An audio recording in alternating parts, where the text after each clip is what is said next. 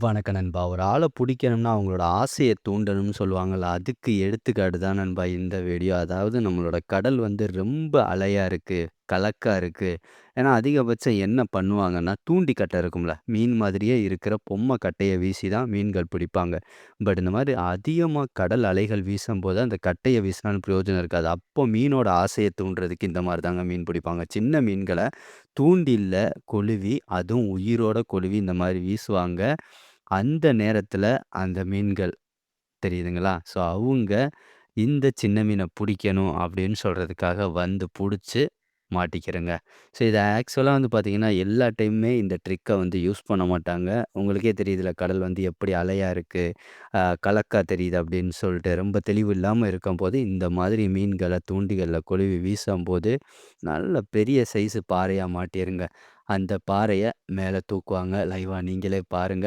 இந்த பாறை மினிமம் எவ்வளோ கேஜி இருந்திருக்கும்? என்ன ரேட்டுக்கு போயிருக்கும்? அப்படின்னு சொல்ற ஒரு கெஸ்ஸும் பண்ணிட்டு போங்க நண்பா. இந்த வீடியோ புடிச்சிருக்குன்னு நெனச்சீங்கன்னா, இந்த வீடியோவுக்கு ஒரு லைக் பண்ணிட்டு, உங்களுக்கு தெரிஞ்ச ஒரு ஃப்ரெண்ட்ஸுக்கு இந்த வீடியோவையும் ஷேர் பண்ணிவிடுங்க. தெரியுதுங்களா பாறை எப்படின்னு?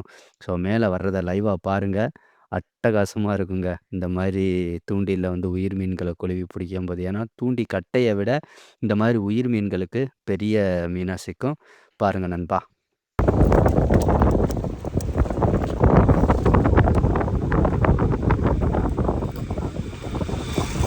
இதான் நின்ற இடத்துல இருந்தே வாங்குறது.